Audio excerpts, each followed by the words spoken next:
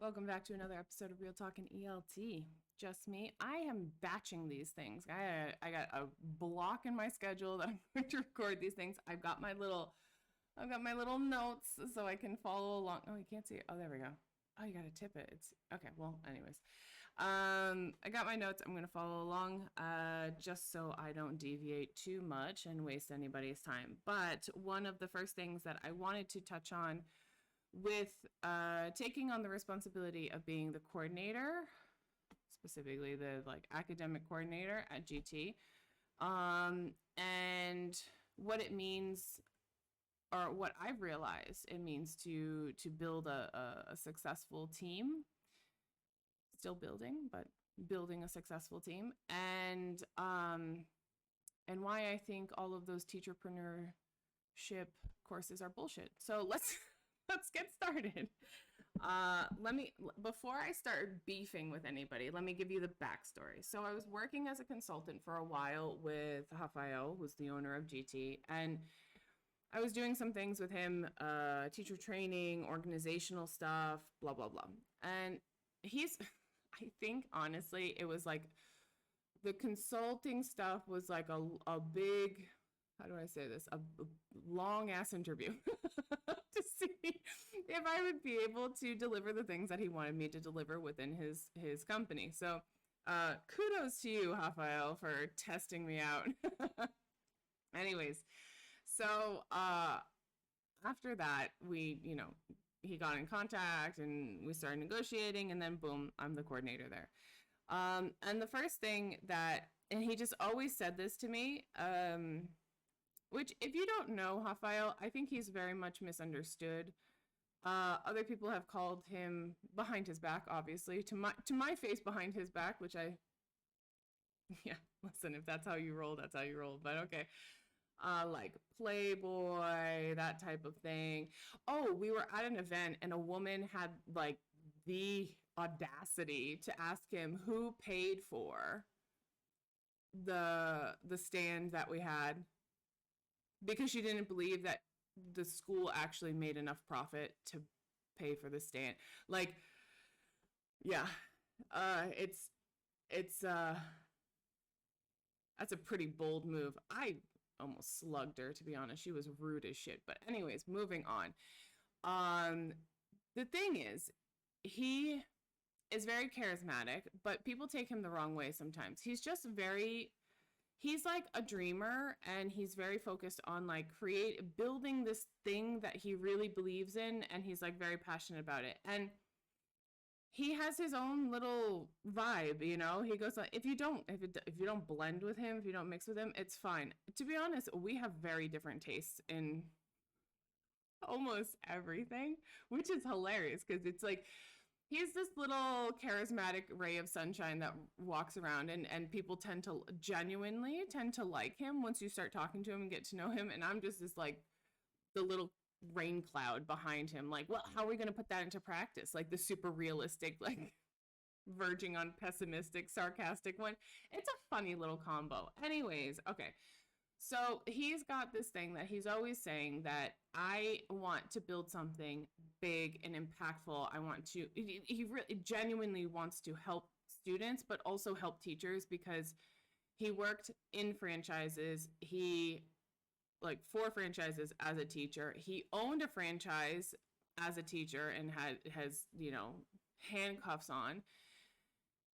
And then he worked as a private teacher. And the whole thing, all of that experience leading up to this, was he just didn't believe in how teachers were being treated, how education, language learning was being treated in the market. It's being, it's like a factory system, cookie cutter, and that's just doesn't align with what he thinks. And so that also doesn't align with what I think. And, we kind of came together, this odd pair of teachers that have our own quirks and preferences. He likes to be on the business side of it. I personally would never want to be on the business side of it. I don't want to have the responsibility of, 30 people's livelihood. That's a lot of responsibility that I'm just not interested. I'm just not interested in having. And he loves that. He loves that part of it. He understands it's a huge responsibility, and he also, embraces that challenge. And I'm just not willing to embrace that challenge. I love other challenges, and so we fit together. But he always said from the beginning that I want to make this project work. I want to make this business successful, and I can't do it alone. I need to have partners to be able to make something that's truly impactful. I need to have people on the team that know what they're doing. And I was like, oh yeah, okay, got it. It was fine. That's nice. And then the first month or two that I was there, I talked to every single person in the organization, like for more than an hour. I was observing classes, and I was trying to figure out like what was going on.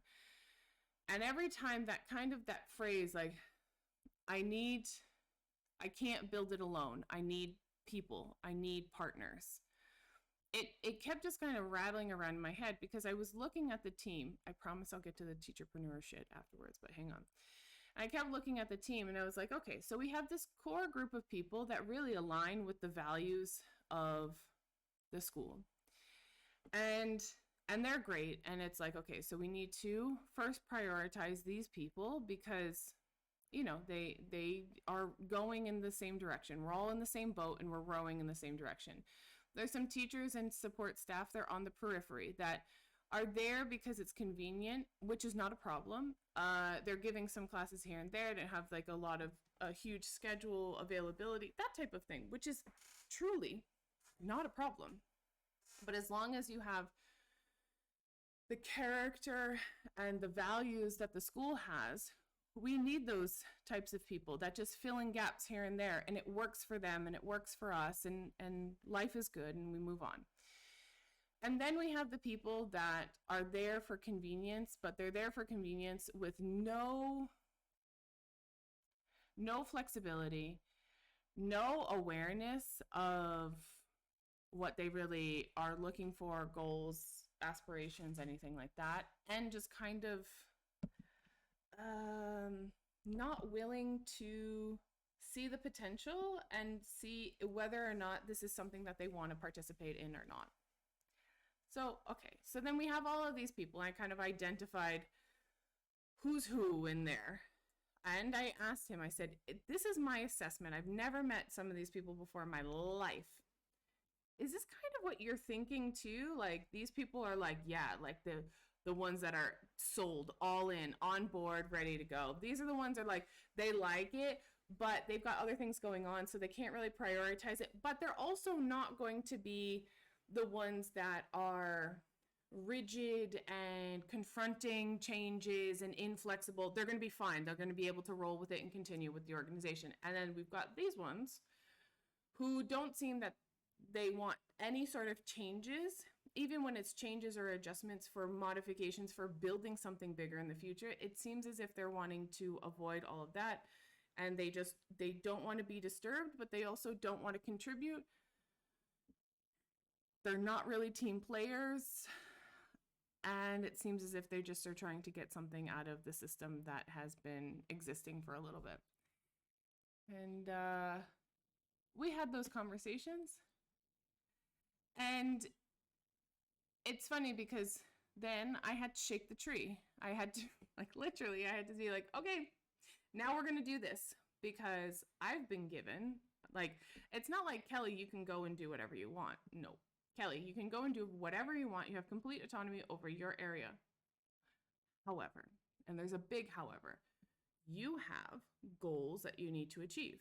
Here are the things that I need you to do in the company, and these are the things that as a school we have to have this. However you want to achieve that, it's up to you. I trust you. I trust you and your expertise to be able to go off and do that. Okay, so then I start shaking the tree and see, like, all right, who's willing to, like, hang out, who's willing to hang and be able to do these things, and who is just going to jump ship. They're not willing to do it. And it was funny, a lot of the people who weren't on board, a lot of the people who just not team players or their true character came out. it resolved it on its own. The situation resolved itself. So it was either they removed themselves from the situation, they were asked to move and remove themselves from the organization, or it just kind of drifted apart. So in multiple scenarios, it was just kind of, people saying, this is not the direction I want to go in, which is perfectly okay. So then while those people were realizing that not just going to stay the same, the organization is starting to grow, we're trying to make things better, we're trying to improve, we're trying to do all of these things, many of our team were just really excited about it. It made their lives easier, made their lives better, because that's always what I'm interested in doing, is making teachers' lives better and students more productive, having that whole thing. And then we brought some more people on, and some of those people, joined that core, and some of them stayed floating in the periphery, and some of them turned out to be not what they said they were, and then also exited. And it's just kind of that, more people coming in than leaving, more people kind of hiring for character, training skill, doing all of that type of stuff. Anyways, so I'm getting to the point, I promise. So it was a good 6 or 7 months of just pure stress, but we were able to double the school in terms of all numbers across the board. Number of students, number of teachers, profit, everything across the board doubled within 6 months. So I would say that not wholly on me, but I did something right.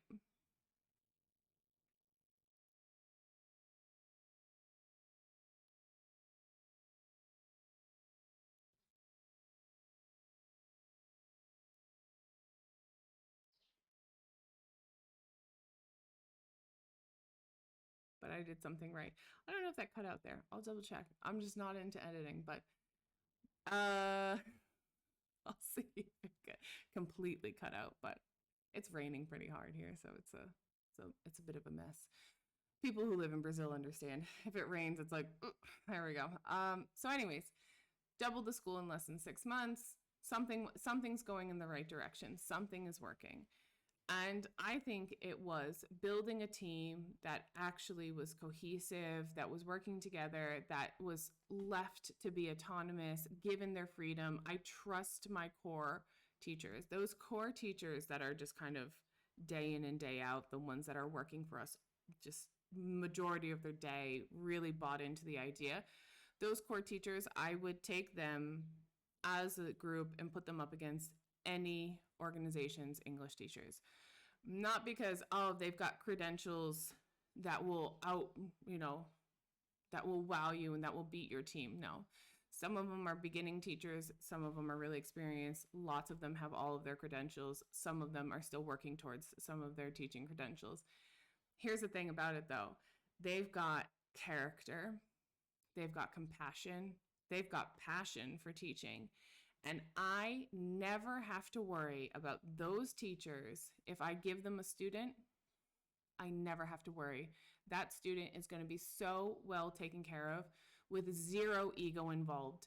Meaning that if the student is not happy or it doesn't really, match with that personality, that style, my teachers are rock stars enough to say, listen, I don't think it's not because there's any animosity or we just don't click. And I don't think that this student is going to do well or progress as much with me as if they had a teacher that they really clicked with. I mean, that's the level of the teacher. So I dare you. I'll take my core team of teachers and put it up against yours any day because they're awesome. And it makes my life as a coordinator so much easier because I just monitor. And we have problems, we have problematic students and clients. Anyway, you always have those issues here and there. Problematic teachers that, aren't really part of that core group. They're just kind of around the periphery that always kind of, cause issues because it is what it is. But those core teachers, I have to say, it's just delightful to have such a good group of teachers to work with. And that phrase that Rafael said every time we had negotiations, we started talking, he wanted to bring me on board was, I can't build it alone. I need to have specialists and people that I trust to make this work. And I get it. I get it because now that I see the teachers, the group of teachers that I work with, I'm like, yeah, I get it. Because I can't micromanage them. I'm off doing my thing, they're off doing their thing. I trust them enough that if they have issues, they're going to come to me. I monitor to make sure students are making progress. I'm not micromanaging. I'm not on top of the teachers. I let them do their thing because I know that they're going to do a good job because I know the character of the teachers. They're well qualified. Some of them have lots of experience. Some of them are getting their experience. They're focused. They're very excited about and motivated to like do new things and interested in other stuff. And I just don't worry about it. So I get it now that he says that as a school owner is that you got to hire the right people and you got to build a team that the people know their role, know that they have potential of, moving on and achieving other things in the organization if they want to. There's total open door transparency if people want to start doing other things. But I get it. I get it now, and the same went for the administrative staff. We have people now who kind of get it. Like, this is what you do now. This is your responsibilities. If you want to move forward, you need to do X, Y, and Z. But I need you to take care of your area. I need you to be in charge of your area. I can't micromanage you. You gotta deal with it. And you have to be flexible enough to understand that sometimes things change. It can't always stay the same. If an organization grows, if it doubles in less than 6 months, you have to understand that things are going to change. Systems are going to become outdated and they're not going to serve a larger group of people. So you got to change the systems. And if you're resistant to that, and if you're fighting it, or if you're sabotaging it secretly on the back end, which has happened, that's not going to work for an organization. So let me get to the teacherpreneur stuff and let me make that connection. So the things that I've been seeing online this is years. This is not, last week I saw something and it bothered me. No, it's just like, the people who are like teacherpreneurs, and it's like, great. Teachers can run their own businesses. I ran my own business. I was relatively successful as a consultant, private teacher. I was making good money, but I also realized that I was one person. I had limited time. There was a cap on that salary. Like, I wasn't going to be able to cap it. You know what I mean? Like, I only have so many hours in the day. So if I wanted to expand, which I didn't, no, thank you. I don't want that responsibility. But if I wanted to expand and I had to go out and say, well, I don't know how to expand my business in a effective and profitable way, let me ask somebody for help, because that's generally what you do. You look for courses or mentors or some sort of guidance to get you to where you need to be. Those courses, workshops, webinars, whatever, that are focused on teacherpreneurship, I find them to be a load of horseshit. Why? Because the ones that I've had, okay, let me go back, because people are going to get angry, and it's like, calm down. The ones that I've seen, now I live in Brazil, so I see some stuff from and I follow things and participate in things in the US and Europe, but mostly in Brazil. I see a lot of these people saying, I know how to 10x your salary. First of all, that's a fucking joke. Anyways, 10x your salary, make more. If you're a language teacher and you're not making more than $10,000 a month with your students, then you're doing something wrong. Teacherpreneurship, how to run your business, blah, blah, blah. All right. First of all, let me just say, yeah, teachers need to be making more money, that's fine. I'm not opposed to that. First things first. If someone's advertising a course or like mentorship or anything like that, my first like go-to catchphrase, I guess you could say, is I'll show you mine if you show me yours. Because a lot of those people, I think that they're not able to put their money where their mouth is. So they can give you guidance on all of those things that you should be doing, but they've never really done them themselves.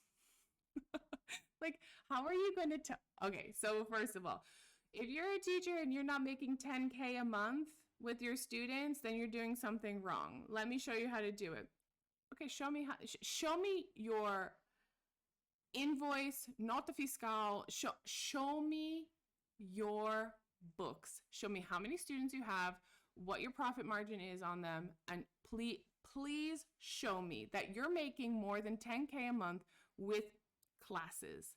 And if you can't show me that, step aside. I'm not interested because you're selling me something that you can't do. Proven method. Okay, prove it. Second thing, let me show you how to run a school. Let me show you how to organize your school. Let me show you how to run your business. Show me your business. Show me. Please show me. I love the gurus online that are famous, some not so much, some super famous that are like, let me show you how to run your organization. Let me show you how to run a school. Show me your school. How many students do you have? What's your profit margin on top of it? How many administrative staff are you paying for? How many teachers do you have? What's the profile of your teachers? And how much money are you making per month? You, profit, net profit, pulling down. How much are you pulling down? Please tell me. Because if you don't even have a school, please don't tell people how to run their schools. Number one. Two, if you have a school and you're not that successful, please don't tell other teachers how to run a school unsuccessfully like you, because they're just going to be miserable. If you're not even a teacher and you're telling teachers how to run their business, please at least have some information about education. The reason that it bothers me is not because I think I'm the best, not because, and I'm not even speaking as GT's coordinator right now, not because I think GT is the best, not because, none of that. I'm saying it because there's teachers that are working their asses off, trying their best and looking for solutions. And those stupid gurus online, like, we need to stop making stupid people famous. I mean, legit, we need to stop making stupid people famous, because these people are saying things that they can't do themselves, that they have no proof, proof is in the pudding. Please show me your results. You can't show me your results, I'm not interested in working with you. But teachers, I think sometimes get really desperate. And this is, so, resumindo, let's summarize this. The reason that I say this is because what I've learned in the past year and a half is it seems to me that those teacherpreneurship things always put 100% of the responsibility on the owner. And since I've come into the organization, and since I've kind of seen how the business side of it works, I'm not saying it's the only model. I'm just saying I've kind of watched and observed how this has been working, and watched and observed other people and friends and colleagues and seeing what's going on in their businesses. Kind of when I've watched these things happen,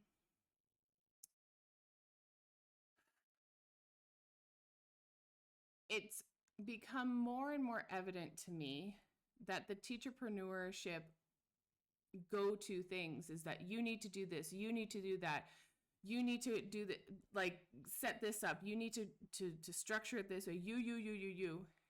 And what I've come to realize is it's not you. It's, at least for me, it's kind of like an us thing. I have my qualities that I'm really good at doing certain things. I know what I bring to the table. I'm not afraid to eat alone. I know exactly what I'm capable of. I know exactly what I can produce. But I also know my limitations. There's things like business-wise I don't put my hands on. I'm aware of things that are going on in the company, but it's not my business.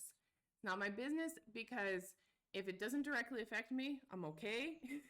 And I know that I cannot effectively contribute anything to that part of the business because that's not my area. I have to hire and trust people that are going to be able to do that. Does that make sense?